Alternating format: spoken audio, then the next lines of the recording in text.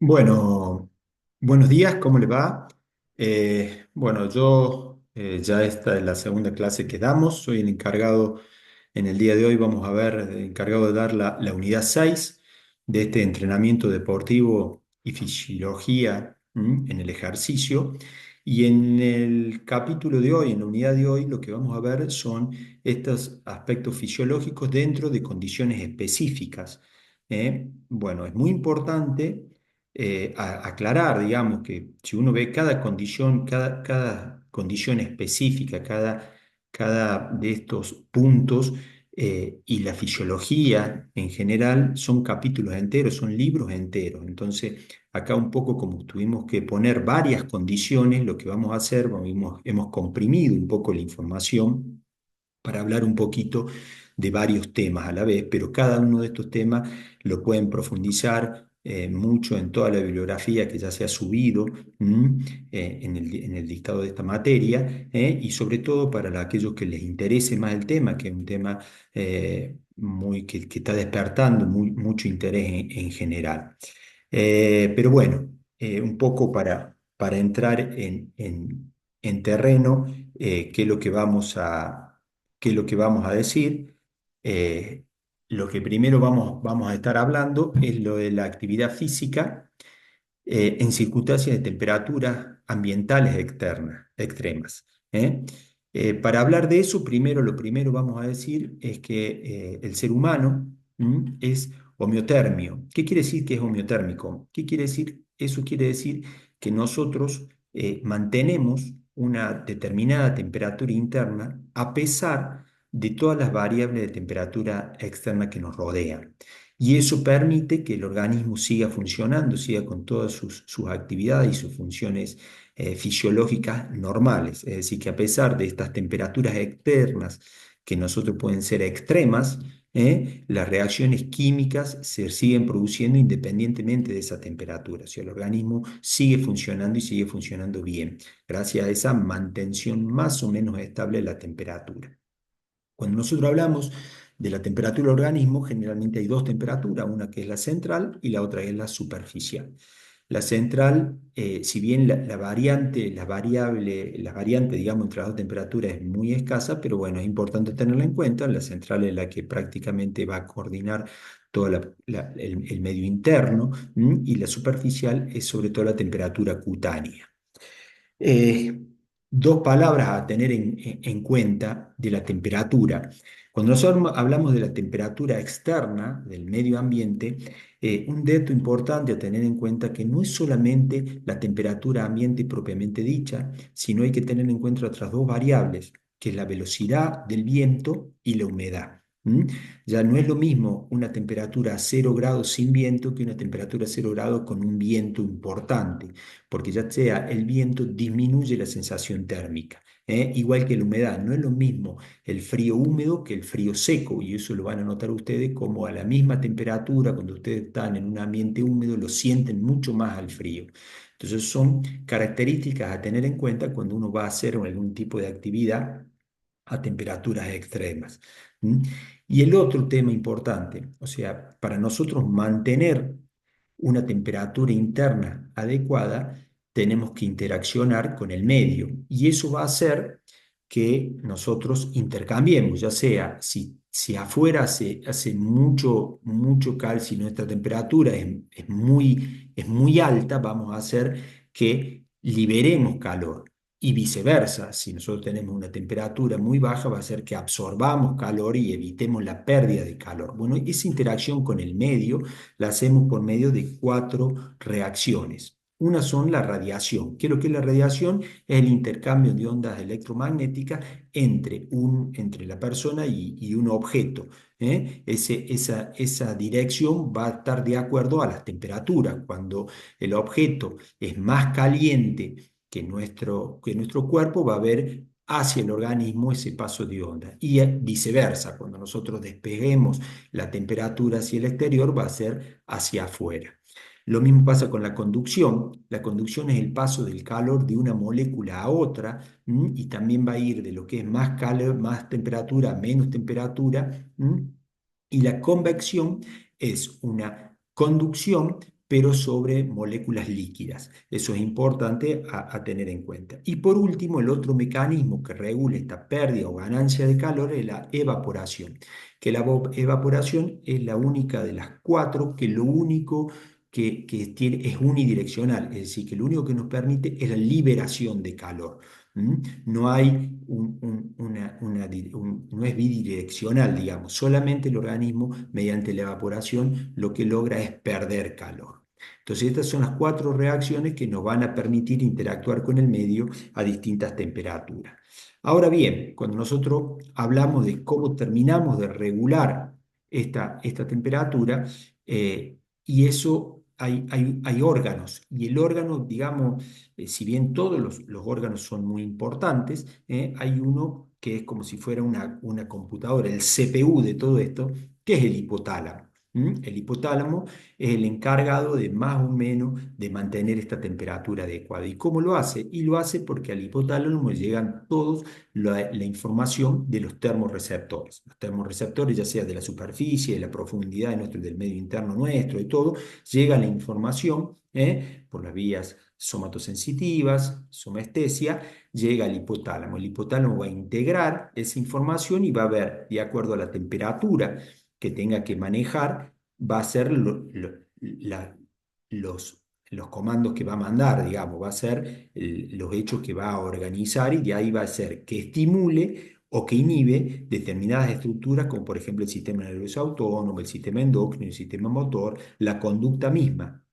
Eso va a hacer que actúen esto sobre la temperatura y va a producir un cambio en esta temperatura que va a ser captado por los termorreceptores y esa información va a llegar al hipotálamo y así se mantiene más o menos las temperaturas estables. Por ejemplo, el hipotálamo, si estamos frente a un cuadro de mucho frío, ¿qué va a hacer? Va a estimular al sistema nervioso autónomo, entonces el sistema nervioso autónomo va a producir liberación de la adrenalina, entonces eso va a mejorar todo lo que es la termogénesis, ya vamos a ver más adelante.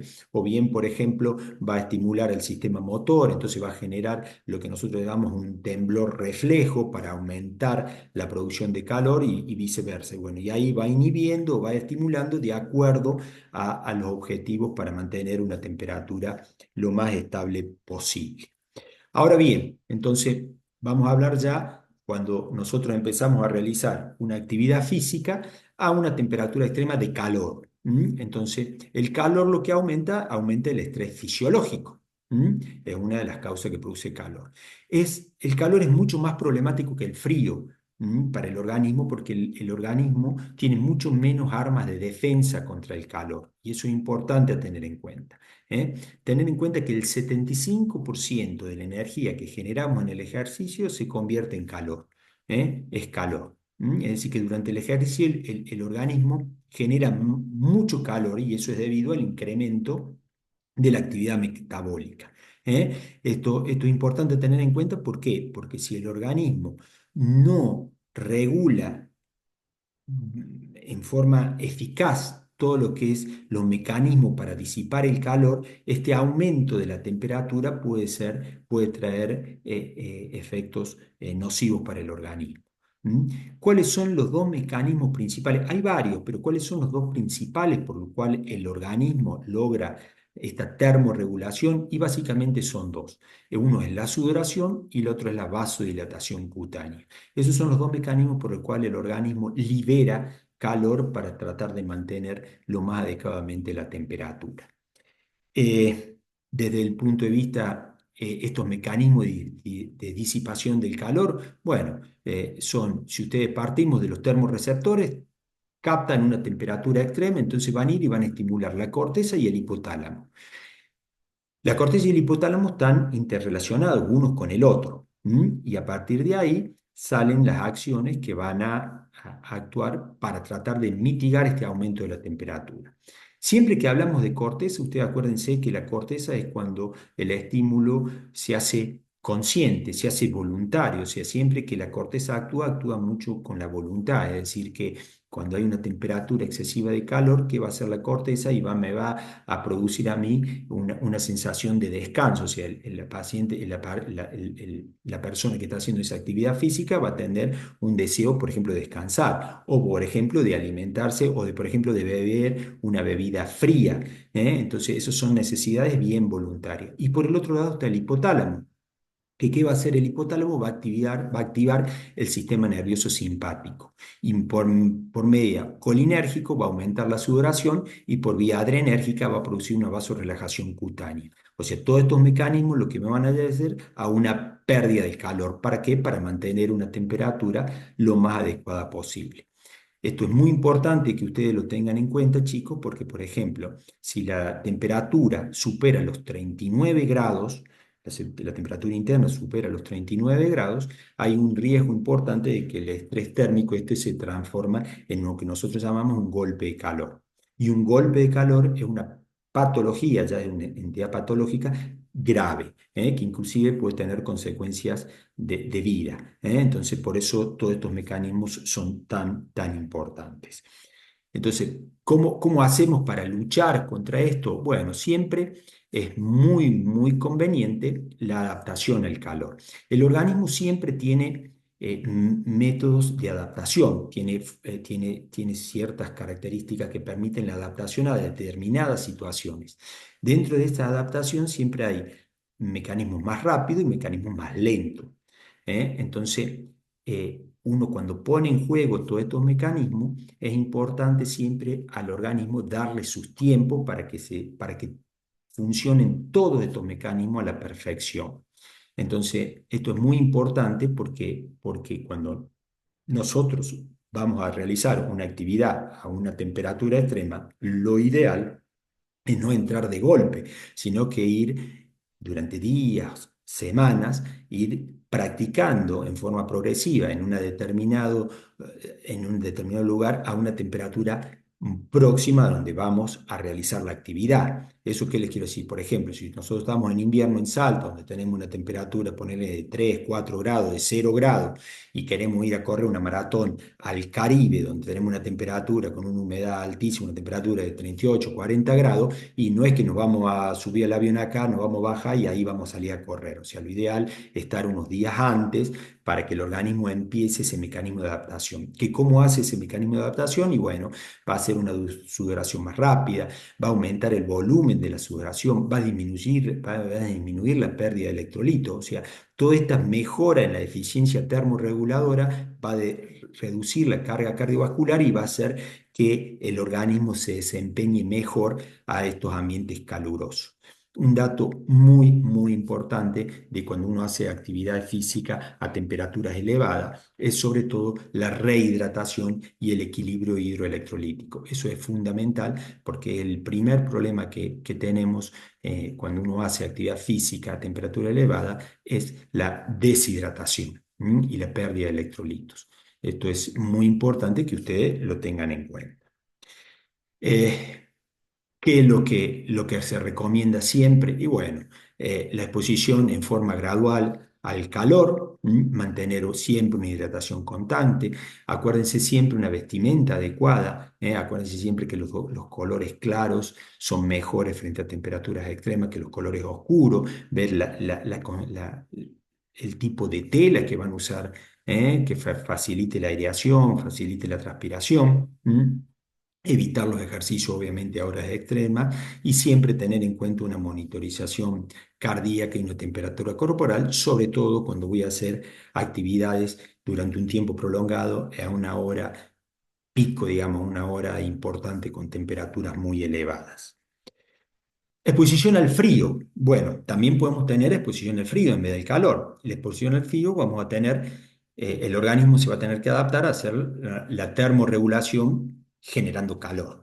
¿Y eso cómo lo hace? Y lo hace, habíamos dicho que para el calor, las dos funciones que tenía era la sudoración y la vasodilatación. Bueno, ¿cómo hacemos para el frío? Y para el frío va a tener dos características principales. Una es la vasoconstricción periférica. La vasoconstricción periférica, ¿qué me va a permitir? Por un lado, ahorrar que no pierda calor y por el otro lado me va a redistribuir el flujo hacia órganos mucho más noble, mucho más sensible, mucho más importante para el funcionamiento del organismo, para protegerlo de las temperaturas extremas. Entonces me va a sacar sangre de lugares menos importantes y me los va a llevar a los órganos más importantes y más sensibles.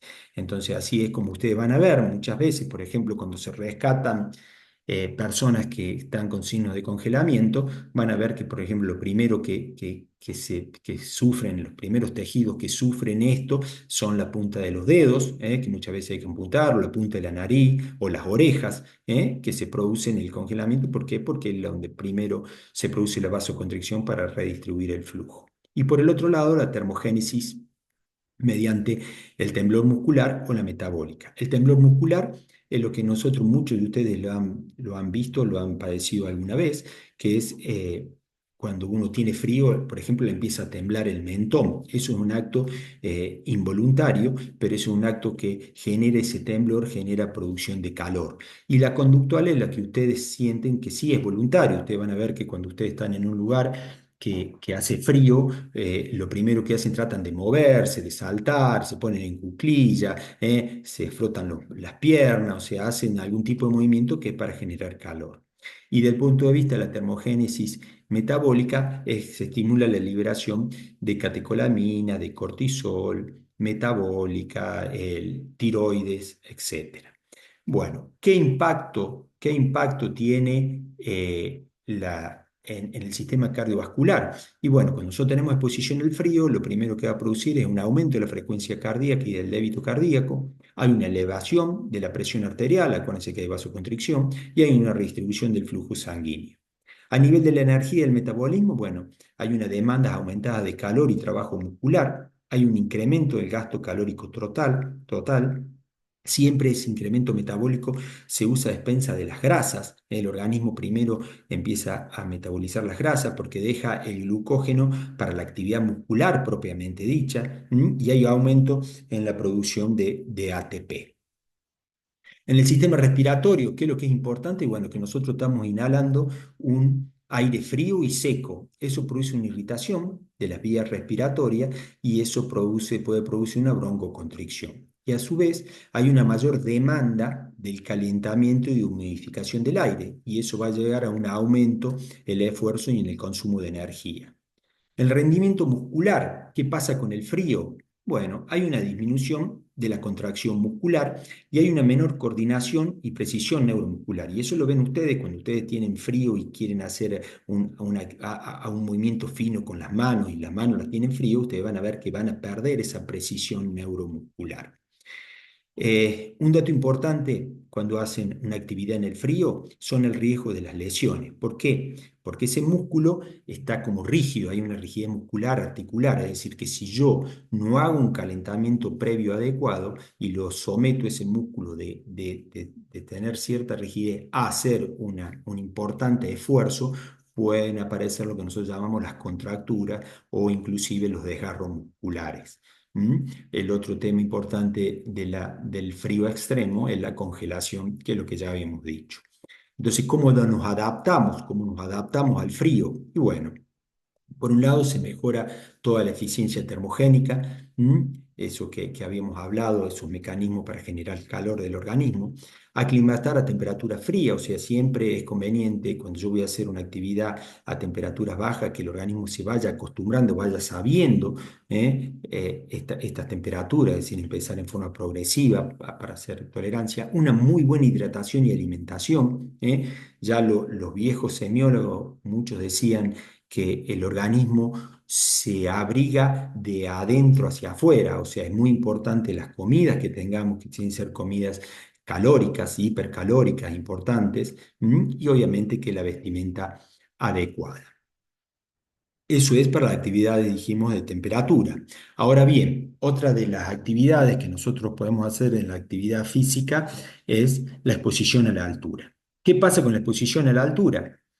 Bueno, la exposición a la altura es importante tener en cuenta que nosotros a nivel ustedes saben que el aire que respiramos tiene distintos gases y que esos gases tienen distintos porcentajes. Ustedes saben que a una presión atmosférica normal de 760 milímetros de mercurio, que es sobre el nivel del mar, tenemos una presión parcial de oxígeno del 21%. Entonces, ¿qué es lo que pasa en la altura? Lo principal, el problema que tiene cuando uno hace actividad en la altura es la falta de disponibilidad de oxígeno. ¿Y eso por qué se produce? Y porque nosotros a medida que ascendemos, va disminuyendo esa presión atmosférica. Entonces, el 21% de los 760 milímetros de mercurio que tenemos a nivel del mar, cuando nosotros ascendemos 5.000 metros, disminuye eso al 50%. Entonces ya no tenemos el 21 de 760, sino que tenemos a 5.000 metros una presión atmosférica de 380 milímetros de mercurio. Entonces tenemos el 21% de 380. Entonces ustedes ahí van a ver cómo la disponibilidad de oxígeno es muy baja. Y ahí radica todo el problema que tenemos de la actividad en altura. Otro dato importante, que no es no tiene la gravedad o la importancia de la hipoxemia, es la radiación ultravioleta. Ustedes tienen que tener en cuenta que es muy importante también que a medida que ascendemos cada 1.000 metros hay un aumento del día al 12% de los rayos ultravioleta. ¿Esto qué quiere decir? Que si ustedes a las 2 de la tarde en Mar del Plata, una temperatura importante se cocinan, ustedes imagínense si ustedes hacen una actividad a 5.000 metros a las 2 de la tarde, van a tener el calor de Mar del Plata más un 50-60% más de radiación ultravioleta. Lo que pasa es que muchas veces, cuando ustedes lo hacen en la altura, no se percatan, no tienen la sensación, por lo que habíamos dicho al principio de la charla. Ustedes en la altura tienen un clima mucho más seco, entonces lo más seco se tolera más, y hay viento, y el viento disminuye la sensación térmica, entonces las temperaturas que ustedes, la sensación térmica que ustedes tienen en el Mar de Plata a las 2 de la tarde, no es la misma que tienen los 5.000 metros, pero sin embargo, las radiaciones ultravioletas son más de la mitad. ¿Mm? Son un 50-60% más. Otro dato importante que usted tiene que tener, que a medida que la temperatura es más baja, cae más la presión atmosférica. Es decir, que si nosotros estamos cerca del Ecuador, donde la temperatura es más alta, la presión atmosférica es mayor que si nos vamos, alejamos a los polos. Es decir, que 3.000 metros en el Ecuador tiene una determinada presión atmosférica, pero esos 3.000 metros en la Antártida es mucho, mucho menos. Entonces son datos importantes que uno tiene que ver a nivel cuando hace actividad física en la altura. Un dato importante a tener en cuenta es diferenciar lo que es altura y altitud, porque muchas veces se lo habla mal. ¿Qué es lo que es la altura? Bueno, la altura es el extremo más externo, más extremo, digamos, la porción más extrema de un cuerpo, de una persona, lo que fuera, en relación a la Tierra. Por ejemplo, yo mido 1,73 m. Desde mi región cefálica, la parte más extrema de mi cabeza, hasta los pies, hasta la Tierra. En vez de altitud, es la altura que hay entre un cuerpo y el nivel del mar. ¿Mm? Entonces, nosotros por todos los países lo tienen, Argentina por un consenso que se hizo, el nivel del mar que nosotros tenemos en Argentina es el riachuelo. El riachuelo es el punto cero, digamos, es el nivel del mar. Entonces, todo, cuando ustedes hablan de cerro acá de 5.000 metros sobre el nivel del mar, están hablando de los 5.000 metros en relación al punto cero que es el riachuelo. Eso es importante para diferenciar lo que es altura de altitud. ¿Qué pasa con la exposición a la altura? Y la exposición a la altura va a producir un cuadro que nosotros llamamos hipoxia hipovárica. Hipoxia hipovárica quiere decir hay una falta de oxígeno, pero no la falta de oxígeno, eso está en relación a la disminución de la presión atmosférica. O sea, no es lo mismo la hipoxia hipovárica que una hipoxia, por ejemplo, por estrangulamiento. No, son dos cosas distintas. ¿Y qué es lo que producen? Y bueno, en el sistema respiratorio va a producir una hiperventilación. Eso va a llevar a una alcalosis respiratoria y hay un aumento de la difusión de oxígeno. A nivel cardiovascular hay un aumento de la frecuencia cardíaca, hay un aumento del gasto cardíaco y hay una vasoconstricción pulmonar, es decir, hay una redistribución del flujo dentro del pulmón donde la sangre va a ir buscando áreas del pulmón que tengan mejor oxigenación, porque lo que está buscando el organismo es que oxigenarse mejor. ¿Está? Esa vasoconstricción, esa redistribución del flujo hace que si esto no mejora y nosotros nos seguimos exponiendo a la altura, van a empezar a fracasar ciertas medidas, ciertas acciones que hace el organismo y van a empezar a producir un aumento de la presión de las pulmonares y eso va a llevar, va a terminar, por ejemplo, en un edema de pulmón, en un edema de pulmón de altura, perdón. ¿Mm? A nivel del sistema nervioso central, vamos a tener una vasodilatación. Eso, cuando se prolonga en el tiempo, si eso no mejora, eso lo que va a llevar después a un edema cerebral, que es el cuadro del edema cerebral de altura. A nivel del sistema endocrino hay un aumento de la secreción de adrenalina, de cortisol, y a nivel hematológico hay un aumento de la secreción de eritropoyetina. Este aumento hematológico se produce sobre todo cuando uno ya lleva más de 45 a 60 días en la altura, o sea, son mecanismos compensadores a largo plazo, no es lo que aparece de inicio. Bueno, y esto es importante tener en cuenta porque la altura cuando nosotros hablamos de la actividad deportiva en la altura, generalmente se ha visto que para los deportistas que hacen actividades aeróbicas, cuando hablamos de aeróbica decimos, por ejemplo, maratón, bicicleta, natación, etcétera, se ha visto que tienen mejores resultados aquellas personas que entrenan en la altura y después bajan a competir al nivel del mar. Eso sí se ha visto que tienen mejores resultados. Bueno, saliendo de la actividad de la actividad de la, de las temperaturas, de la altura, vamos a entrar a otra etapa, que es la actividad física en los niños, en los niños de adolescencia. ¿Qué es importante tener en cuenta acá? Que es muy, muy importante que los niños no son muy eficientes a nivel de la termorregulación. Es decir, que no tienen los mecanismos tan aceitados que tienen los adultos para tratar de mantener estas temperaturas. Entonces, hay un riesgo de recalentamiento y de deshidratación, ¿tá? En el organismo. La respuesta cardiovascular que tiene el niño, generalmente el niño tiene una mayor frecuencia cardíaca, es más alta en los niños para compensar ese gasto cardíaco.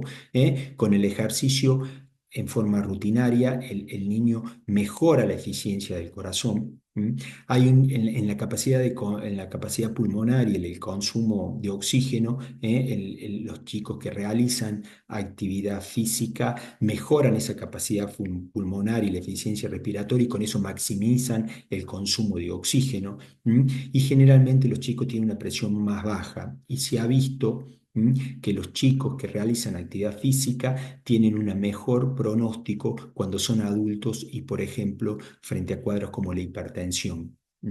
Eso es importante de tener en cuenta. En el sistema neuromuscular, bueno, cuando nosotros estimulamos a un chico, tenemos que dividirlo en el prepuber y en el postpuber. O sea, el prepuber es decir, un chico en la infancia, cuando nosotros lo sometemos a una actividad física, lo que le producimos es una hiperplasia de la fibra muscular, o sea, un aumento de la fibra muscular frente a este estímulo. Ahora, cuando nosotros tenemos ya un postpuber, digamos, un adolescente, 16, 17, 18 años, lo que empieza a producirse es una hipertrofia de la fibra muscular, es decir, un aumento del volumen de la masa muscular.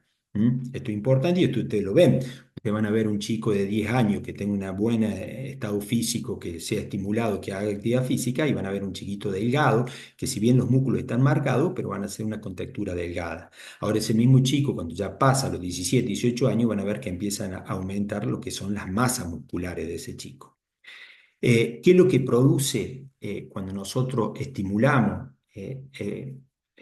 una actividad física en un niño? Y lo que le va a producir, más que aumentar la resistencia, aumentar la potencia, lo que mejora es la coordinación y el control neuromuscular. Es decir, que lo que nosotros optimizamos es el movimiento en sí. Entonces va a ser un movimiento que va a tener mucho más... o sea, va a tener menor consumo de energía, va a ser mucho más óptimo para la realización de una determinada actividad. En el sistema óseo, ¿qué es lo que produce? Bueno, produce un depósito de minerales y fortaleza de los huesos. Eso es muy importante. Es muy importante también, sobre todo para lo largo de la vida. Y un dato muy importante acá que tienen que tener en cuenta, que los niños todavía no tienen los huesos osificados. Entonces es muy importante porque por ahí los sometemos a sobreentrenamiento y eso producimos lo que nosotros llamamos fracturas por estrés. Entonces, un dato muy importante a tener en cuenta. Desde el punto de vista emocional, ¿qué se sabe? Bueno, que los niños que realizan actividad física tienen mayor autoestima y bienestar emocional, muy importante. Hay un mejora del rendimiento académico, y sobre todo cuando hacen actividades físicas colectivas, hay mayor sociabilización y habilidades interpersonales. O sea que tiene todo a favor, digamos. ¿Cuáles son las recomendaciones? Y bueno, por ejemplo, es el tipo de actividad. No todos los niños pueden hacer, no todos los chicos, todas las actividades. Hay que ver la frecuencia. Generalmente la OMS habla de al menos una actividad física de 60 minutos por día, pero también es importante con descanso y recuperación. La OMS también dice que aproximadamente entre 2 a 3 días a la semana el niño debe tener momento para descansar y recuperarse. Bueno, otro grupo etario importante en la actividad física son los adultos mayores. Acuérdense que hablamos de adultos mayores por arriba de los 65 años. ¿Y qué vamos a tener? Y obviamente vamos a tener una disminución de todo lo que es la actividad arterial, vamos a tener una disminución del gasto cardíaco, vamos a tener una disminución de todo lo que es la respuesta del sistema autónomo, una disminución de la elasticidad pulmonar. O sea, con todo eso va a tener una menor eficiencia cardiovascular y eso es importante a tener en cuenta. No podemos someter a un adulto mayor a la misma actividad que le podemos dar a una persona de 25 o 30 años. Eso siempre es importante a tener en cuenta. Desde el punto de vista muscular, que es la característica del adulto mayor, es que aparece lo que nosotros llamamos una sarcopenia, que el adulto mayor empieza a perder masa muscular. Y esa masa muscular es sobre todo a expensa de la fibra tipo 2. ¿Se acuerdan que habíamos visto que había dos tipos de fibra? La tipo 1 y la tipo 2. La tipo 1 es la de la resistencia, la aeróbica, y la tipo 2 es la de la potencia. ¿eh? Por eso también es fácil ustedes lo relacionan con la vida diaria y van a ver que a medida que pasan los años, por ejemplo, la gente que hace maratones o que corre larga distancia, que tiene resistencia, se mantiene a mayor edad, mientras que la gente que son velocistas, que son de potencia, enseguida disminuye, merma su rendimiento cuando empiezan a ser más grandes. Otro dato importante que tienen los adultos mayores es la pérdida de la flexibilidad, y la movilidad. Por lo tanto, es muy recomendable clases de estiramiento. Hay actividades como el yoga, como el pilate, que son sumamente recomendadas a adultos mayores. En el sistema óseo, bueno, obviamente que es muy importante la actividad física porque la actividad previene la osteoporosis, porque habíamos dicho ya en el niño, el mismo fija el calcio en el hueso. Y así previene las fracturas patológicas. Esto es muy importante porque ustedes van a ver, inclusive familiares de ustedes, gente grande que van al médico y que el médico le da el calcio y la vitamina D, todo eso. Bueno, todo eso que ustedes ingieren, si no tienen una actividad física, ese calcio no se termina de fijar correctamente al hueso. Por lo tanto, es tan importante la ingestión de calcio como la actividad física.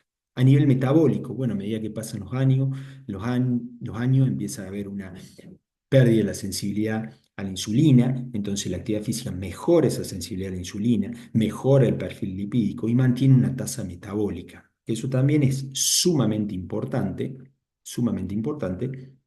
porque ustedes acuérdense que a medida que pasa el tiempo, uno va perdiendo la tasa metabólica. Entonces, con la actividad física uno la mantiene. Y obviamente que los beneficios son, mejora la calidad de vida, básicamente, ya sea a nivel física como a nivel cognitiva, mejora el estado de ánimo y reduce mucho el riesgo de enfermedades crónicas.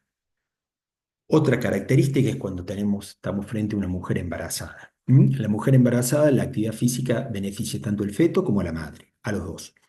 Siempre hay que tener en cuenta que la mujer embarazada tiene un aumento del volumen sanguíneo, hay aumento de la frecuencia cardíaca y del gasto cardíaco. Esto es importante a tener en cuenta para monitorizarla sobre todo. Un dato importante que tiene la mujer es la presión arterial, que es muy fluctuante. Muy fluctuante. Por un lado es la vasodilatación, que puede tener periférico, y por otro lado, cuando el embarazo es avanzado, por una disminución del retorno venoso, también puede caer la presión arterial. Por lo tanto, es muy importante monitorizar durante el ejercicio la presión arterial. La ventilación está aumentada, eso por eso muchas mujeres embarazadas se quejan como de falta del aire. En realidad no es que falte el aire, sino que tiene una ventilación aumentada. Sí puede haber una disminución de la capacidad vital cuando el embarazo está avanzado por la compresión que hace el útero. ¿Mm? Un dato importante es la relaxina, o sea, hay un aumento de la laxitud articular de los tejidos y eso se produce porque en el embarazo la mujer empieza a liberar una relaxina, que es la que le permite que los tejidos estén más laxos para producir que se empiece a acomodar el crecimiento del útero en la pelvis, y evitar complicaciones. Pero esa relaxina puede favorecer a distintos tipos de lesiones musculares si uno no lo tiene en cuenta, porque los tendones están más laxos, puede haber esguince, puede haber distintas afecciones. El cambio de la postura en la marcha, hay un cambio totalmente de la biomecánica, eso es importante tener en cuenta para hacer determinados ejercicios, para ver determinadas posturas. Y obviamente que hay un aumento del metabolismo basal, con aumento de la resistencia a la insulina, que eso también mejora la actividad física. Así que los beneficios en la mujer embarazada son múltiples. Por un lado, mejora la circulación sanguínea, regula el peso y disminuye la resistencia a la insulina. Se ha visto que la mujer con actividad física tiene un bienestar emocional muy importante que disminuye la depresión pre y posparto, y que también la mejora del tono muscular y de la resistencia hace que el parto sea más fácil e inclusive que la recuperación postparto también sea más adecuada. Bueno, estas son condiciones que nosotros tenemos, son algunas de las condiciones especiales relacionadas con la actividad física. Vamos a hablar dos palabras del beneficio en el ciclo vital. Bueno, hoy por hoy, fundamental, para mantener una salud física, mental y emocional adecuado, es fundamental la actividad física. La actividad física interviene en todo el organismo. En algunos tiene efectos directos y en otros tiene efectos indirectos. Ni hablar del sistema cardiovascular, mejorando todos los factores de riesgo, la presión arterial, etcétera, el respiratorio, mejorando todo lo que es la ventilación, los parámetros de la saturación de oxígeno, mejora los músculos respiratorios, osteomuscular, mejorando todo lo que es el trofismo muscular, evita la osteoporosis, el sistema nervioso, todo desde el punto de vista, ya sea periférico, mejorando todo lo que es la cuestión de la información, toda la cuestión somaestésica que lleva toda la información desde el medio externo al cerebro, y eso va a mejorar en forma indirecta lo que es la estabilidad, lo que es el equilibrio, como también todo lo que son las funciones cognitivas que se ha visto, y la función emocional, y a su vez mejorando todo lo que son los factores de riesgo vasculares que también influyen directamente en el sistema nervioso central, ¿eh? El sistema metabólico, ni hablar, los pacientes con diabetes, los pacientes obesos, hiperlipidémicos, hipertrigliceridémicos, etcétera, la mejoría y obviamente el sistema inmunológico, o sea, mejora todas las funciones del organismo. Es un factor protector frente a enfermedades crónicas y degenerativas y es esencial para una vida larga y saludable. Un dato importante a tener en cuenta, o sea, en las últimas décadas ya la actividad física, más allá de una cuestión recreativa, más allá de una cuestión recreativa, ya es una indicación médica. Es muy importante que ustedes lo tengan, es muy importante que todo el mundo lo realice a diferentes edades, van a tener distintos objetivos, pero sí muy importante. Si uno ve desde el punto de vista nervioso, hasta hace un tiempo atrás no se lo sabía, pero se ha visto que, por ejemplo, la actividad física mejora la organización sináptica del cerebro, mejorando las funciones cognitivas. Así que no solamente hay que leer y hacer palabras cruzadas para mantener una función cognitiva, sino que hay que hacer actividad física. Desde el punto de vista emocional, se sabe que la actividad física libera, por ejemplo, endorfinas que nos hacen estar bien, mejora la calidad del sueño. Bueno, son infinidades, o sea, es muy, muy bueno la actividad física y es importante siempre mantenerla al tanto.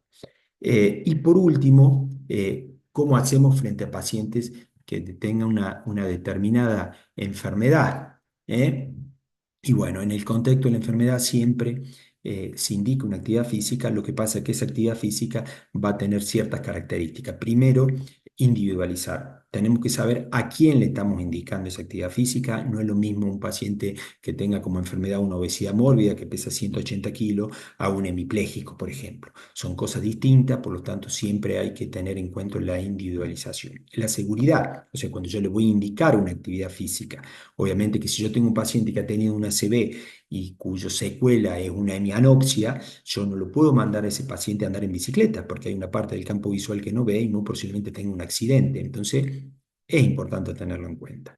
La progresividad, ¿cómo voy a progresar? O sea, si yo volviendo a una obesidad mórbida que pesa 180 kilos y lo mando a caminar el primer día 30 minutos, obviamente que ese paciente no va a poder hacer más nada porque al otro día va a tener las rodillas destruidas. Entonces yo le tengo que empezar con una progresividad muy, muy lenta, muy, muy suave y voy a ir escalando a medida que vaya viendo, pero todo eso va a depender del caso en particular. Y obviamente siempre con monitorización. ¿Qué es lo que voy a buscar? Y bueno, siempre voy a mejorar la condición física, pero no es el único objetivo, ¿eh? Porque muchas veces también lo que hago es aliviar síntomas. Por ejemplo, si yo tengo un paciente hemipléjico que tiene una mala postura y le voy a reforzar, por ejemplo, algunos músculos paravertebrales o algo para mantener mejor la postura y así le va a disminuir o le voy a impedir que aparezcan, por ejemplo, dolores de cintura o una lumbociatalgia o lo que fuera. Entonces es importante. Le voy a aumentar la funcionalidad.